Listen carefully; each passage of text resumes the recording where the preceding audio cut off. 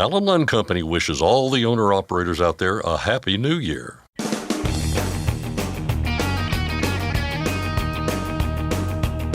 OOIDA, representing America's truckers since 1973, presents Landline Now with your host, Jamie Jones.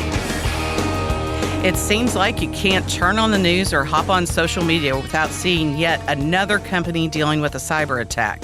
With those concerns on the rise, we talked to Ben Wilkens and Joe Orr with the National Motor Freight Traffic Association about what they're seeing and how you can protect yourself.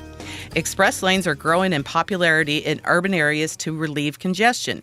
However, Colorado has hit a snag with its express lanes and people weaving in and out of them. Mark Reddick talks to Tim Hoover with the Colorado DOT to learn more about a new enforcement scheme to keep traffic moving and drivers safe. And now, Ashley Blackford with today's top stories. Thanks, Jamie. Diesel increased 5 cents from a week ago. The Energy Information Administration says the national average is now at $3.56 a gallon. The EIA reported increases in all 10 regions it covers. The biggest was in the Gulf Coast region, which saw a 7-cent jump. ProMiles.com had the Tuesday morning average at $3.46 a gallon, up 2 cents from the same day last week. We're getting back to the standard ups and downs in the market, according to Brent Hutto with TruckStop. We're sort of in week one of 2025. We're sort of still in week 53 of 2024 because there was this crossover week. So the data's going to seem a little bit muddled, or the reports will seem a little muddled.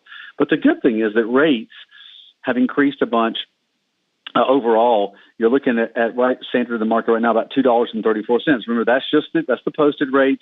You should be negotiating for more. I will never not say that. You should always be negotiating for more if you're a carrier, to know your marketplace that you're serving, because every lane is unique. Every single lane is unique. Every load is unique. So please negotiate that. But van increased 2 cents. Flatbed, which by the way did not change much and doesn't change much during the holidays. What changes is van and refrigerated. Flatbed didn't change much, went down 2 cents, but it had gone up 2 cents. So the big change was refrigerated. It went up another 11 cents. It went up like 25 cents 2 weeks ago, went up 11 cents a week ago. So right now, refrigerators standing at $2.71, which it is 7 cents above week one of last year, which shows you, as an owner-operator, the marketplace pricing continues to increase. Hutto adds that spot rates are up 16% year over year, which is good news for owner-operators. Tomorrow night, you will have an opportunity to ask OOIDA questions about broker transparency.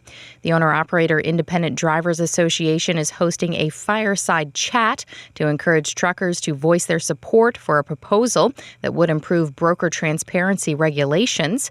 President Todd Spencer, Executive Vice President Louis Pugh, and Director of Government Affairs Jay Grimes will talk about the broker transparency proposed rulemaking and answer questions. Look, brokers have simply not complied. They've simply blown off the rule. They've blown off the requirements for all of these years. And no matter complaints, they've found ways to become not in greater compliance, but even less compliance, and to find clever ways to try to evade any legitimate efforts for compliance. And, enough is enough.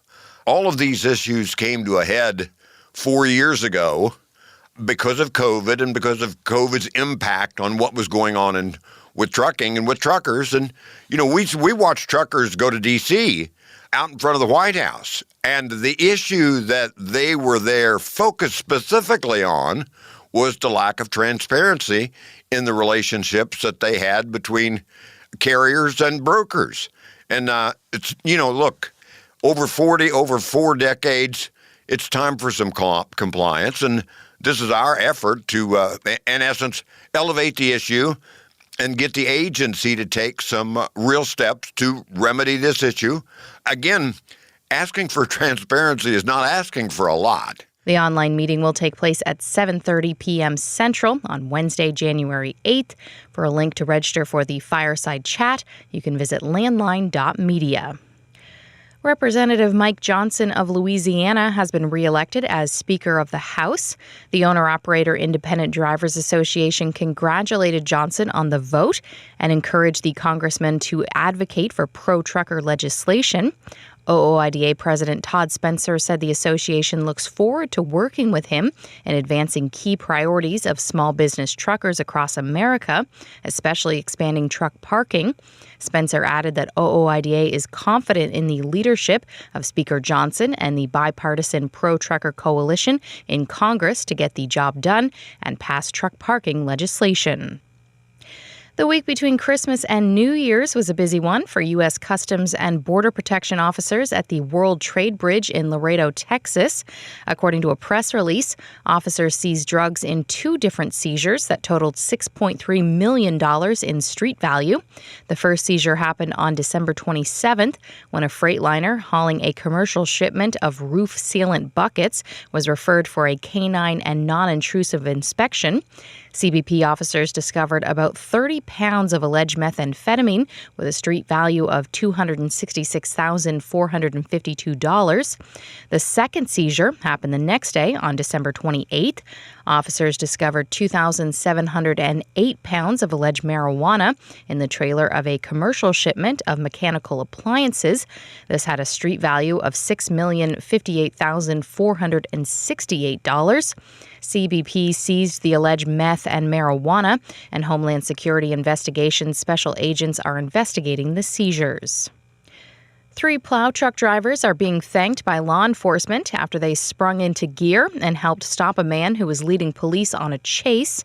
CBS News reports that Colorado Department of Transportation plow truck drivers were out working on Interstate 70 when the incident occurred. A suspect in connection with a robbery was being chased by Idaho Springs police. The man was able to evade police, that is, until a supervisor with the state's DOT noticed the chase while he was watching the crews working on snow removal. He radioed the men behind the wheel and gave them a heads up of what was headed their way. According to the article, the plow crews positioned themselves 3 wide on the eastbound lanes. That, along with police and deputies, were able to box in the suspect and force him to stop. One of the plow truck drivers was quoted saying they were just in the right place at the right time. 61 wildlife crossings and 68 miles of exclusionary fencing will soon be installed along U.S. Highway 93 in southern Nevada. The U.S. Department of Transportation's Federal Highway Administration recently awarded the Nevada DOT with a $16.8 million grant for the projects. The goal of these projects is to reduce vehicle collisions with wildlife and support the conservation of the Mojave Desert tortoise, as well as other desert wildlife like coyotes, bobcats, foxes, badgers, skunks, mice, and rats. The Mojave Desert tortoise is a threatened species under the U.S. Endangered Species Act.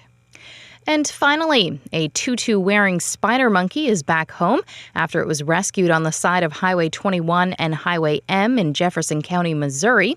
According to Fox 2 Now, officers received a call for an animal complaint involving a monkey. When officers arrived, they found an 8-pound spider monkey.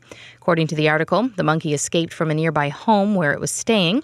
One of the deputies was quoted saying that the monkey came up and tugged on his pant leg. He said the monkey reached out and grabbed his hand. The person looking after the monkey came forward, and the two were on their way once officials determined the timeline of events. That's Landline Now News for today. I'm Ashley Blackford. Thanks, Ashley. Coming up next on the show, we talk to cybersecurity experts about what they are seeing out there and what you can do to protect yourself from the constant stream of scams. And don't forget to hop over to landline.media and check out the preview on OOIDA's Fireside Chat on broker transparency that will be Wednesday, January 8th at 7:30 p.m. You can also pre-register there at that link. All right, be sure to stick around. We'll have more right after this break. For Landline Now, I'm Jamie Jones. Are you tired of the IRS following you around like a dark cloud? Call 888-557-4020 and get your life back. At TruckStop, we've built a better load board for carriers like you. Sign up today and access over 600,000 loads on the most trusted online load board. Learn why the best in the business rely on TruckStop to make more money and start driving your profit today. It's tested and proven. Burn 2.1% less fuel when you balance all wheel ends with Centromatic. Call 800-523-8473 to get the OOIDA discount. Landline now, welcome back. Cybersecurity has become a major concern among many, especially those in the trucking industry. Ben Wilkens and Joe Orr join me now. They are with the National Motor Freight Traffic Association. Gentlemen, I'd like to start by asking, with the advancements in technology over the years, how has cybersecurity changed? It used to be just the larger companies were concerned about cybersecurity. So it's the logos you see day in and day out on the highways. They're like, oh yeah, they're going to go. That's who they're going after. I'm a smaller trucking operation. I don't have to worry about it. I'm 10 trucks, 5 trucks. I'm an owner operator. They're not going to come after me. And that's not true, no matter what size you are, because it is something that they can do so easily through different methods. And with AI, it doesn't take a lot of effort for the bad actors to get inside and actually compromise your system. And they do it based on revenue. So whether they go after a big logo, a small logo, everybody's vulnerable to that. So that's one of the biggest changes that we see is everybody's a target regardless of size. Ben? Yeah, I would absolutely agree with that, Joe, that, it's really a matter of these are crimes of opportunity, right? So these threat actors are out there scanning and looking for a soft target or for that low-hanging fruit. And it doesn't matter if you're a large national carrier or you own 1 truck, 3 trucks, 10 trucks. If the hook gets set and the threat actor, gains a foothold in your organization, that's when they start to look around and see what your business is, what your revenue streams are, where those pressure points are, that they can, they can exert pressure on you to pay them either to keep your data private or to decrypt your data if you get locked up with a ransomware as a service attack. So it's really, the narrative has changed. It's not a specific targeting of these organizations. Typically it's a opportunistic crime because there's those core cybersecurity controls aren't in place, and it allows them to get an easy toehold. Would you say you've seen kind of a shift in recent years, or has this always kind of been happening over the past decade, say decade and a half? I think it's happened to a lesser degree in the past, but it's absolutely accelerated over the last couple of years. And like Joe alluded to, the wide scale release of some of these generative AI large language models has really lowered the bar of entry for the wannabe threat actor to craft a really believable phishing campaign. They don't even need English as a first language to craft a grammatically correct and accurate content for the industry that they're targeting. And, it's really turned it into a very easy and lucrative business, unfortunately, because that's really what it is. It's turned into a business model. Just to add to that, I think that's one of the things as, a lot of times you see the logo, and I think we use it too, of the guy in the hood sitting in his basement, and he's the guy hacking into the network. And that may be true 10, 15 years ago. Now it's probably somebody in another country, whether it's China, whether it's North Korea, whether it's Russia. And it's run as a business, right? It's, they hire kids out of college. They recruit, they've got benefits, and their responsibility, just like a salesperson, is, hey, go get as many leads as you can. And what is a lead? It's somebody who's clicked on this link, and then they do the research to see, okay, what % revenue can I get out of this person? Is it worth pursuing? And then they decide whether or not to pursue, how hard to pursue, and how much money they can get out of them. It's almost like a branch. How far can I bend it before it breaks? And so it is run as a business.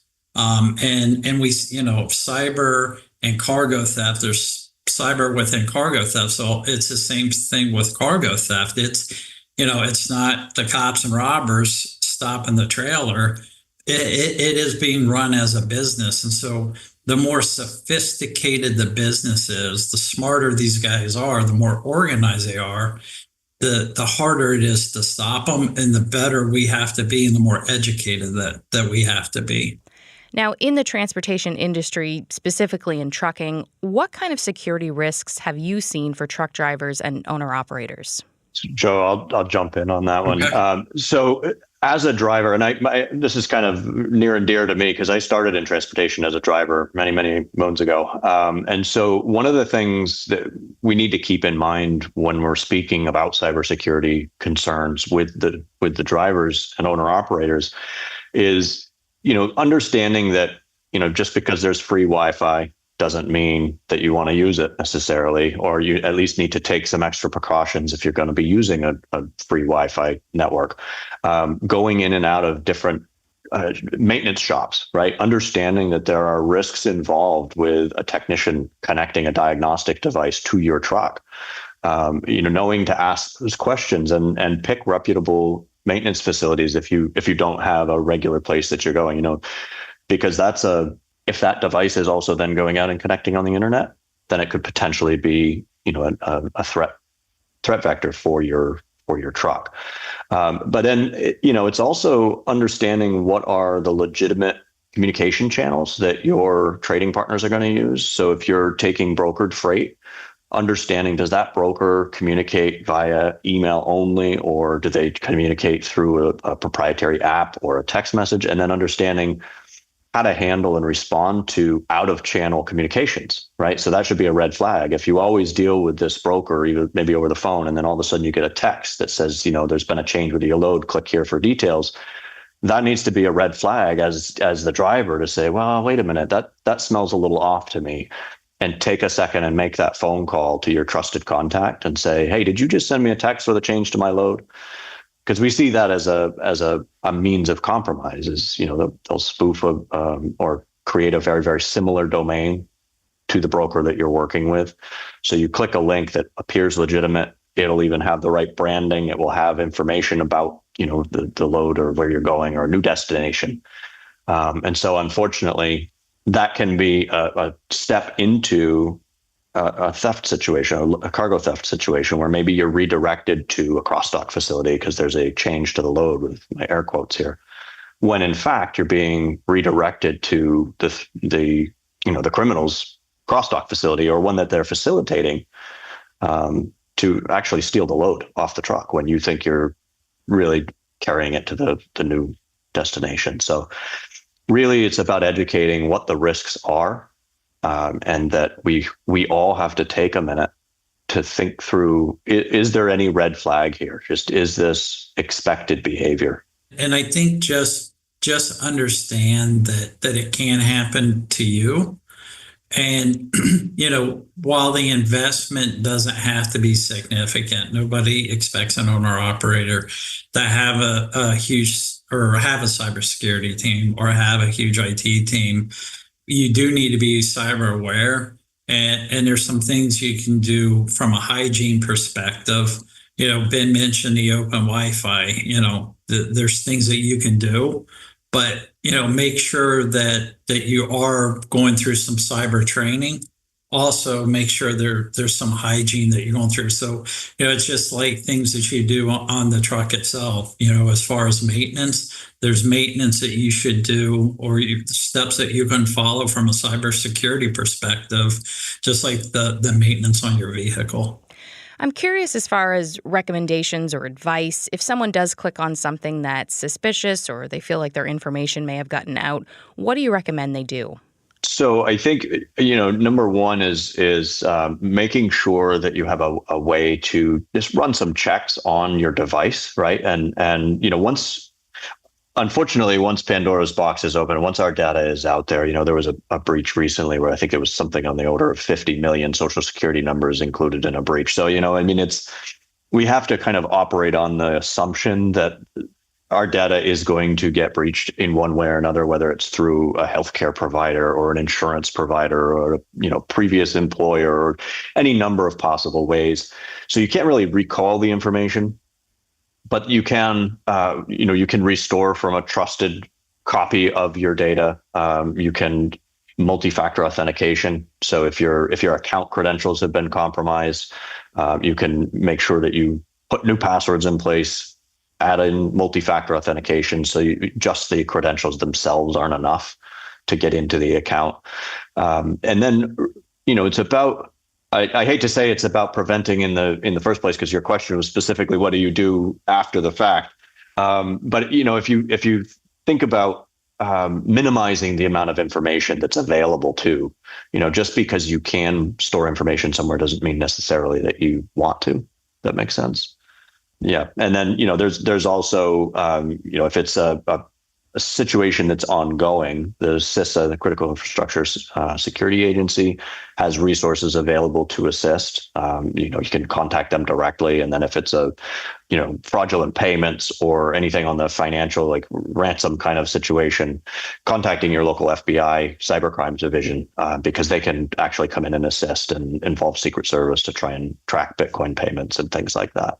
And just add to that, if you click on something and you get that feeling of, oh no, unplug it from the network, restore it from, do a restore, isolate it as soon as possible, change your passwords, kind of go through a checklist, but also have, no matter how small you are, have a business continuity plan, kind of think through, okay, if this happens, how do I keep running my business? How long can I stay down? Who do I need to reach out to? How do I get a hold of them? Can I get a hold of them? Do I have those phone numbers? I mean, we are so dependent anymore on our systems and the information that they have, kind of have all that, have an emergency. So it's kind of like a firebox. You have all this information in a firebox. Have a firebox, but have a business continuity plan. I think a lot of people believe, I don't need a business continuity plan. I'm a small owner operator. No matter how big, how small you are, you need a business continuity plan. You need to think about, hey, if this happened, could I still run my business? And I think, you have to plan for the worst. And hope it doesn't happen. But if it does happen, you want to make sure you isolate it, but also in the background, you can still run your business. Yeah, because it's important to understand there's a process that starts when you click that link, right? It's not like you click that link and immediately your information's out there and the threat actors got your systems encrypted. I mean, there's a series of steps that they're going to go through, and you can, like Joe said, you can interrupt that at a number of points along that before you get to the point of either a ransomware situation or exfiltrating your data, taking your information off of your device. So it's about interrupting that flow before the final steps where they take action on your data. I think anyone with kids may have been through this situation. I know I have. Dad, I just clicked on this link and you sprint into the room and I'm disable the Wi-Fi or unplug it because you want to isolate it. And that's the key. That we talked to a really big carrier. Somebody had clicked on the link and they did isolate it fairly quickly. I think within a minute and a half, I want to say 90 seconds, and it didn't cause any damage. So it's just about isolating it as quickly as possible and then cleaning it up. That was Ben Wilkens and Joe Orr with the National Motor Freight Traffic Association talking about cybersecurity. For Landline Now, I'm Ashley Blackford. Stay tuned for more after this. Penske owns and operates some of the best-maintained vehicles on the planet. Our used trucks come with a 5-year maintenance report and pre-sale inspection. So if you're in the market for a top-quality pre-owned truck, look no further. Search our inventory today at PenskeUsedTrucks.com. Capital Reman, the leader in remanufactured diesel engines and components, has partnered with OOIDA to offer exclusive member benefits. Visit CapitalReman.com today to support America's transportation industry and take advantage of your benefits. Landline Now, welcome back. Express lanes are becoming more and more common in urban areas across the country. Several different variations exist, But in Colorado, they've led to a problem. People who keep weaving in and out of the express lane, creating problems for themselves and other drivers. The state's Department of Transportation recognized the problem, and they set out to find a solution that kept traffic moving and ensured safer conditions. They think they have one. I spoke recently with Tim Hoover of the state's DOT to find out what their solution is and how it works. Colorado Department of Transportation is expanding a camera system to catch drivers who weave between regular and express lanes. And first of all, I want to start with, where are the existing express lanes, and where has the system been expanded to recently? So the express lanes that are in our system are really in the metro area of Denver, where you see the heaviest congestion. And the express lanes, of course, are meant to ease congestion, help people get a reliable trip time, give them that option. And so, we have some unique challenges here in Colorado. We cannot use barrier-separated express lanes. So in some states, maybe you could do that. You could maybe use channelizer posts, or even, Jersey barriers, or some sort of barrier-separated system. But we can't really do that in Colorado because we have to plow for snow, and those really work very badly with plowing. The other reason is because we always want to have the option of being able to divert traffic into the express lane in the event that there's some sort of traffic incident or something that we need to reroute traffic around into the express lane, in which case we would void the tolls as well as voiding the fines that you might otherwise get for crossing over those double white lines. So for all those reasons, we kind of needed a system that enforced the lines, because what we were seeing was a lot of people just ignoring them, ignoring the double white lines, and just kind of either they were trying to avoid the toll, they would drive past the tolling gantry and then just slip over to the left in over the double white lines into the express lane, or we were seeing instances where, maybe they were a paying customer. Maybe this was somebody who had a transponder. And what they were doing was trying to use the express lane as their own personal passing lane, get in the express lane, move out to the right, pass vehicles ahead of them in the express lane, move back into the left over the double white lines, and so on and so forth. Keep doing that, not understanding that that's not how the express lanes are supposed to be used, or understanding it but not caring, because they didn't think that they were going to get caught. And it was becoming one of those self-fulfilling prophecies where, like turnstile jumping in a subway or something, where if you see a bunch of people doing it, it starts to look like, oh, well, no one cares. I guess everybody can just do this.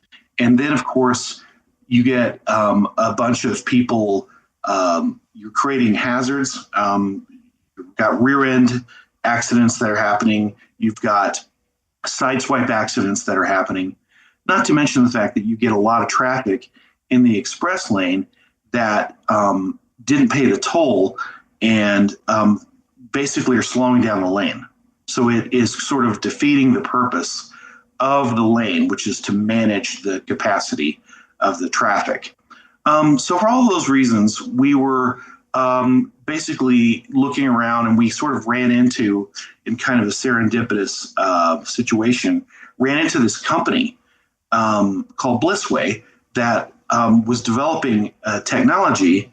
And originally they thought they were just going to use this technology to enforce tolling so that you could better read license plate tolls if you were taking those, as opposed to, say, transponders.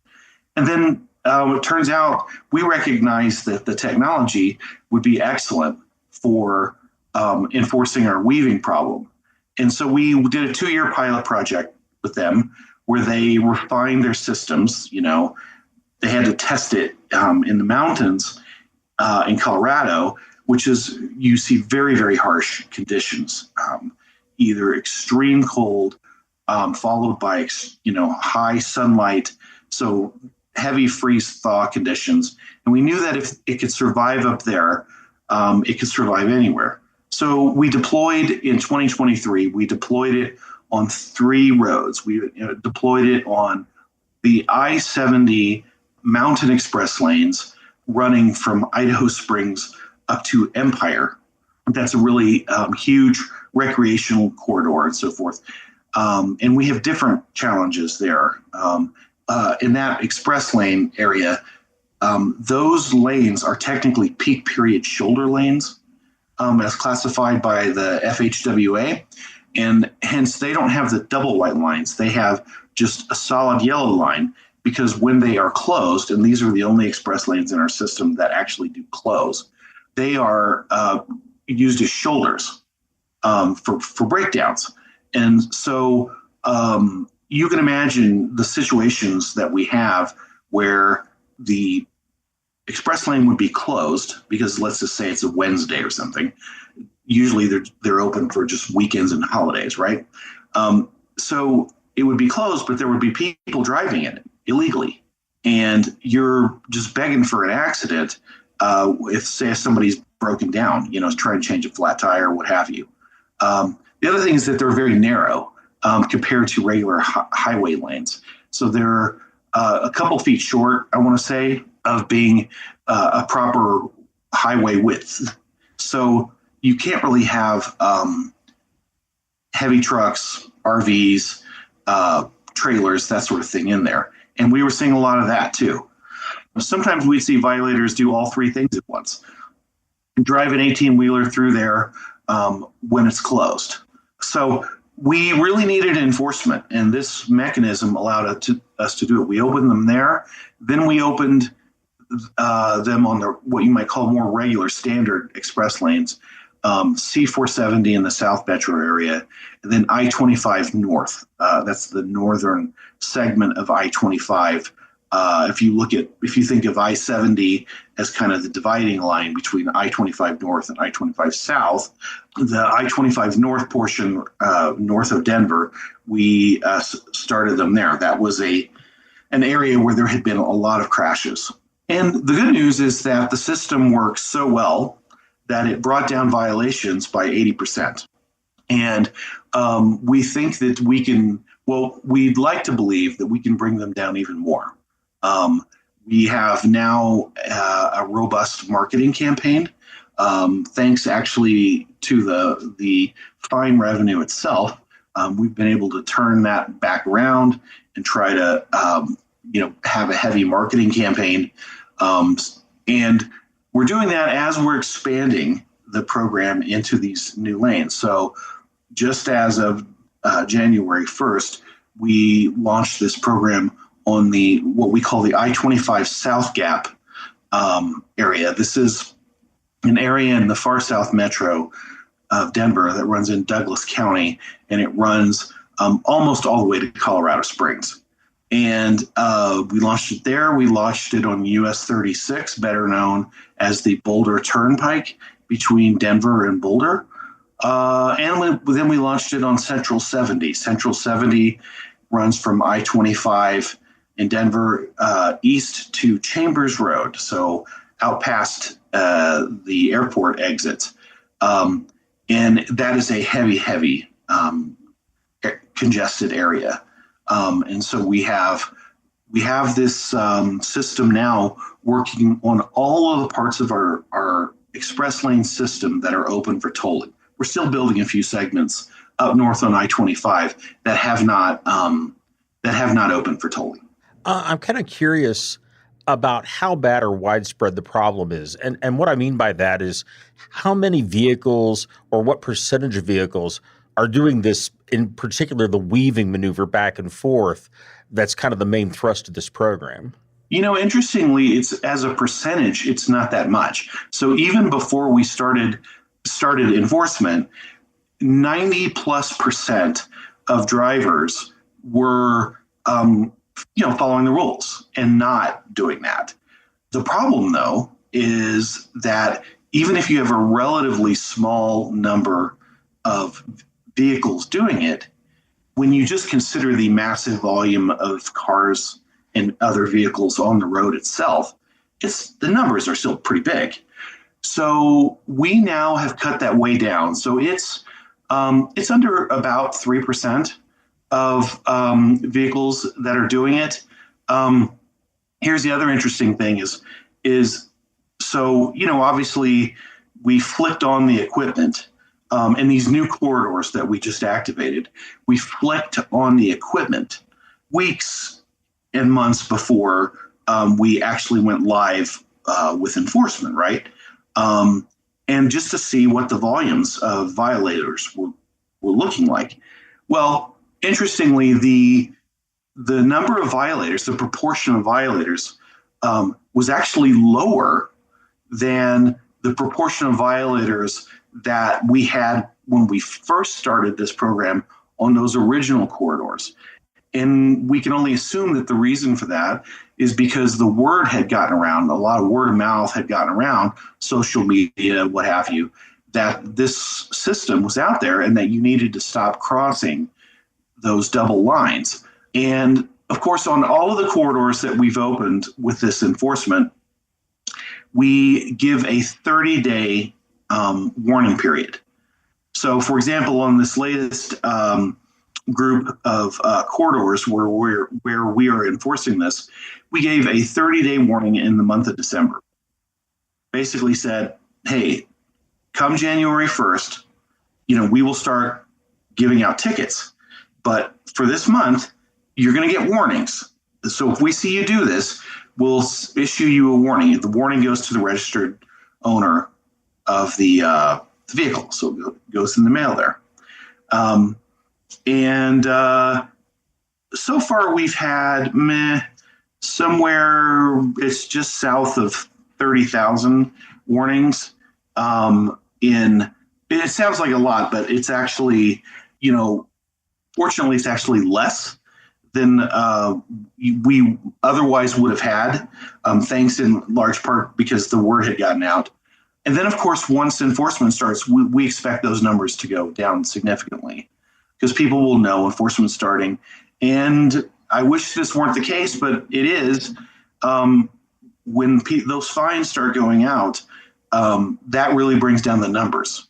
You wish you could just ask people to drive safely, but asking doesn't seem to just work. There has to be some consequences for it. And this is what drives down those violations. I've been speaking with Tim Hoover of the Colorado Department of Transportation about a system designed to stop people from weaving into and out of the state's express lanes.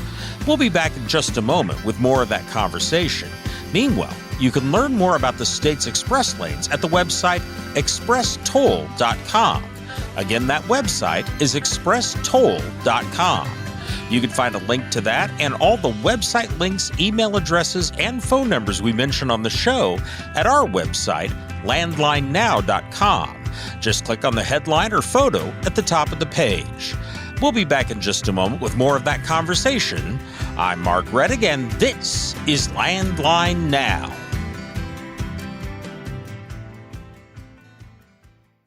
Running on ultra-low sulfur diesel? Stay protected this winter with Howe's Diesel Treat and Diesel Lifeline. Steer clear of gel and ice with North America's #1 trusted brand. Find Howe's products nationwide at select retailers, auto parts stores, truck stops, and on Amazon.com. Truckdown.com. Whenever you have a breakdown, you need Truckdown.com. 24/7 access to 40,000 verified heavy-duty repair vendors nationwide. Vendor choice. Owner-operators rejoice. Truckdown.com. Since you started, what you've loved about trucking is the freedom. Heading out on your favorite route, a good driving song, and thinking about truck insurance. Well, maybe not that last one. That's why we're here. At OOIDA, we have a full range of truck insurance products, expert advice, and great customer service, helping you get the right coverage for your operation. Go to OOIDA.com because your job is to drive. Our job is to help with everything else. Landline Now, welcome back. Before the break, I was speaking with Tim Hoover of the Colorado Department of Transportation about a system designed to stop people from weaving into and out of the state's express lanes. We now continue that conversation in progress. I'm curious a little bit about the technology involved here, and I understand that to some extent cameras are involved, but there's a lot of technology out there for tracking vehicles on the road. What other technology is being used in this system to help you accomplish this task of reducing this weaving problem?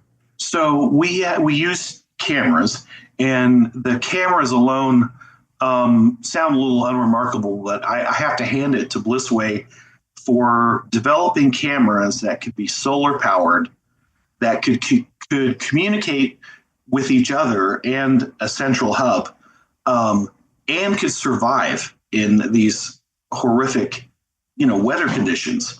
And so the cameras themselves are, pretty good. But then when you couple that with roadside sensors, and with really software, because if we're being honest, most of the technological solution here is software driven. So you were talking about algorithms and things that detect vehicles weaving. I've seen it in action. It's very impressive, and it's highly, highly accurate. In terms of plate identification, it has more than 99.9% rate of accuracy. There's very, very few misidentified plates. And in the few cases when there have been those, and I've seen them, it's a pretty, it's like a doppelganger type of situation, like a really understandable error on the part of the automated technology. Okay. I think you mentioned a little bit about this earlier, but you talked about the teeth of this, basically fines or penalties that drivers could face. What sort of fines or penalties are there specifically? I mean, if somebody gets caught by these cameras, what happens then? So it's a $75 fine, basically. You get a $75 fine. The law permitted us to go up to $250, but we set the fines at $75 if you pay it within 20 days of getting it. If you don't pay it within 20 days, it escalates to $150. And what we found is that about 81% of people who get a fine don't get a second one. So in other words, they got the message through the first fine. They're not going to violate further. And then if you look at the proportion of people who get a second fine but don't get a third fine, that's, also like in the 60% of people who get a second fine don't get a third fine, that's 60-something%, and then so on. So in other words, generally speaking, one fine or only a couple fines is enough for most drivers to understand that they need to stop driving this way. We've talked a lot on our program about the lack of driver training, and not just in relationship to trucking, although it's a big problem there. The requirements are very minimal, especially as it regards behind the wheel time. But of course, it's also an issue for our audience when regular car drivers don't have the proper amount of training. You've mentioned a number of times these double white lines, and I remember from my own driver's education, you don't cross a double white line. To what extent do you think that this or other problems that you have on the roads are being caused by a lack of education?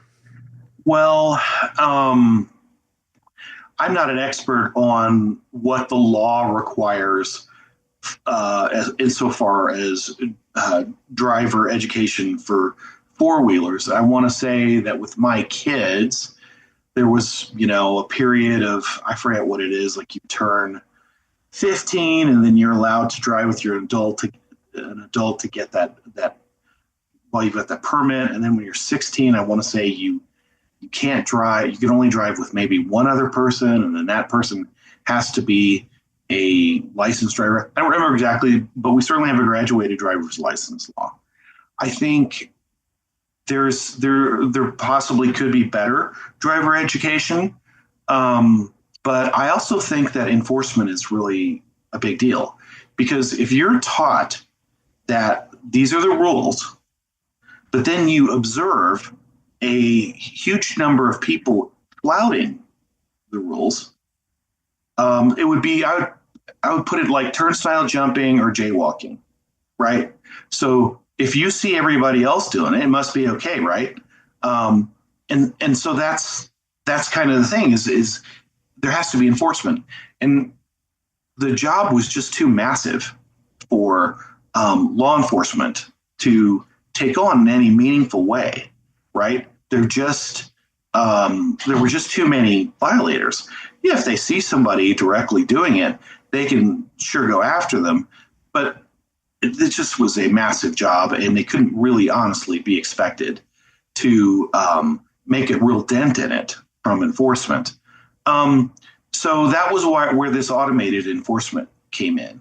And we think that's really important, whether that's, and of course, as you know, truck driving in and of itself, you need a proper training for how to handle this vehicle, understanding that your, acceleration and deceleration times and your mass are very, very different from a four-wheeler's, and understanding how you need to approach driving in the mountains. We have runway truck ramps here in Colorado, and we've had accidents that were very tragic in instances where drivers did not gear down coming out of mountains, and they basically blew their brakes, and then on top of that missed the truck ramps. And so we think, and this is not a comment on the typical truck driver. In my experience, the truck drivers generally are much better and more attentive drivers than four-wheelers, because they are, the better ones certainly are acutely aware of the damage that a truck can do versus a car. And the fact that they're driving for this, an enterprise that has liability, et cetera, et cetera. So driver training is really critical. And, but enforcement has to go hand in hand with that. I think that's all I've got, Tim. Is there anything else that you want to add? Just want to remind our friends in the trucking community that in most places, with the exception, like I noted, of the I-70 Mountain Express lanes, you can use truck drivers can use the express lanes, but there's a $25 surcharge. And just to remind people, express lanes, it's not the Autobahn. The speed limits still apply. If you get in the express lane, it does not mean you can drive faster than the speed limit. It only means that it's a nonstop trip, kind of. Basically, an express lane is a highway within a highway, if you will. So it has a limited number of exits, and it's meant to guarantee a reliable trip time, sort of nonstop travel from point A to point B, and they work. They do work in helping ease traffic and guarantee that people who really need that reliable trip time and don't have the time to wait in congestion, that they are able to move through traffic in those times. I've been speaking with Tim Hoover of the Colorado Department of Transportation about a system designed to stop people from weaving into and out of the state's express lanes. You can learn more about the state's express lanes at the website expresstoll.com. Again, that website is expresstoll.com. That's our show for today. Thank you for joining us. We'll be back tomorrow with more. I'm Mark Reddick, and this is Landline Now.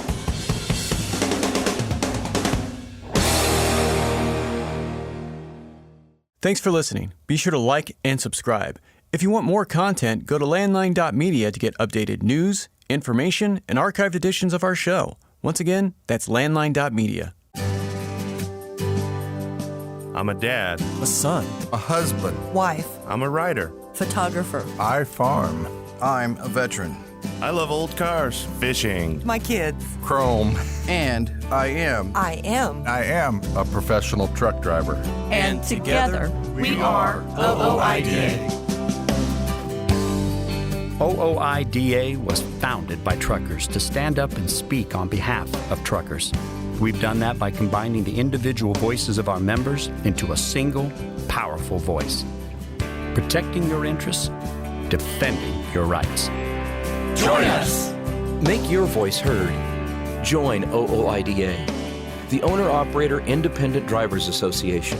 Call 1-800-444-5791 or visit ooida.com.